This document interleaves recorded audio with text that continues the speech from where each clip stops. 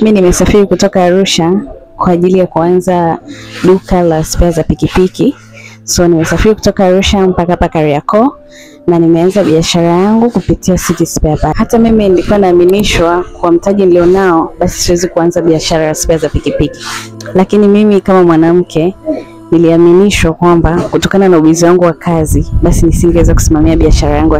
Lakini baada ya kusoma kitabu na mwongozo ambao nimepewa na City Spare Parts, naweza kuanzisha biashara na kupata mwanga na kujiamini kwa ajili ya kuanzisha biashara hii. Lakini kutokana na ujuzi wangu nimeweza kusajiliwa katika mfumo wa Duka Data ambao utaniwezesha mimi kufuatilia biashara zangu pale ambapo nitakuwa sipo. Na wewe ambaye unategemea au unatamani kuanzisha biashara yako, unachohitaji ni taarifa sahihi na uelewe biashara kabla ya vifaa. Mimi naenda kuanza biashara hii kwa kujiamini.